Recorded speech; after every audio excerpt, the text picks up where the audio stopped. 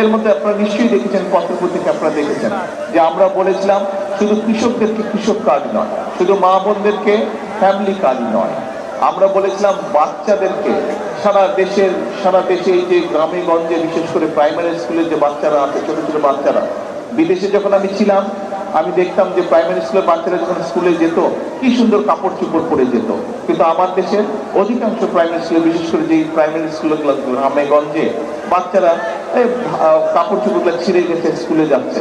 আমরা বলেছিলাম যে আমরা যদি সরকার গঠন করতে পারি ইনশাল্লাহ আমরা প্রাইমারি স্কুলের বাচ্চাদেরকে নতুন একজোড়া কাপড় দেবো, শুধু কাপড়ে দিব না, তারা যদি বই খাতাগুলোর সাথে সুন্দর নিতে পারে সুন্দর একটা ব্যাগও তাদেরকে দিব।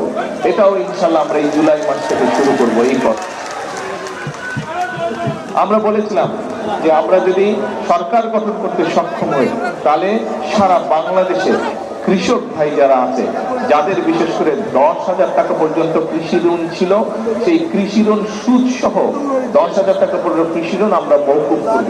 সরকার গঠনের পরে 1 সপ্তাহের ভিতরে আমরা সারা বাংলাদেশে 10,000 টাকা পর্যন্ত কৃষকদের প্রায় 12 লক্ষ কৃষকের কৃষি ঋণ আমরা সেদিন মওকুফ করে দিয়েছি সরকার থেকে, সরকার গঠন করা। অর্থাৎ প্রিয় ভাই বোনেরা, আমরা বলেছিলাম ফ্যামিলি কার্ডের কথা, কৃষক কার্ডের কথা, কৃষি লোন মওকুফ করে দিব আমরা বলেছিলাম এই যে এখানে মুসলমান, আমি মুসলমান একজন, এখানে হিন্দু সম্প্রদায়ের মানুষ আছেন, এখানে অন্যান্য সম্প্রদায়, খ্রিস্টান সম্প্রদায়ের হয়তো মানুষ আছেন, বৌদ্ধ সম্প্রদায়ের হয়তো মানুষ আছেন।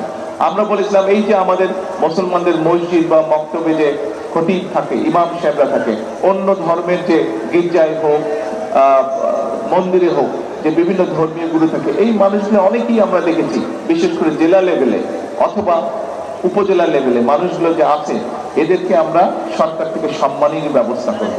আল্লাহর রহমতে আপনাদের দোয়ায় সরকার গঠনের 1 মাসের ভিতরে আমরা সেটিও করেছি।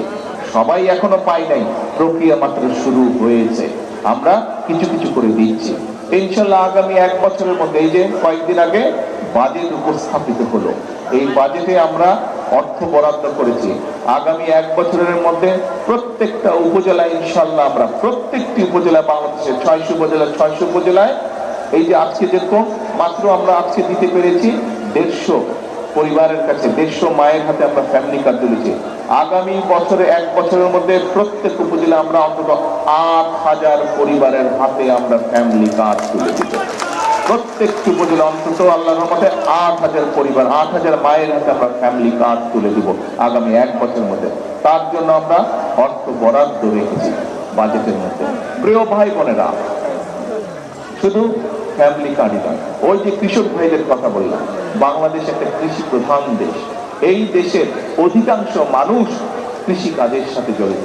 এখন কৃষক ভাইরা যদি অর্থনৈতিকভাবে দুর্বল থাকে, কৃষক ভাইরা যদি সরকার থেকে সহযোগিতা না পায়, সার, বীজ অথবা কীটনাশক ঔষধ যদি ঠিক মতন কিনতে না পারে, তাহলে তাদের ফসল ফলাবে কি করে? তার জন্য আমরা বলেছিলাম আমরা কৃষক ভাইদের জন্য একটি কৃষক কার্ড দিতে চাই আমরা, যার কাজ এর মধ্যেই শুরু হয়ে গেছে। সারা বাংলাদেশে এর প্রায় 40,000-এর মতন এর মধ্যেই আমরা কৃষক ভাইদের কাছে কৃষি কার্ড পৌঁছে দিয়েছি আমরা।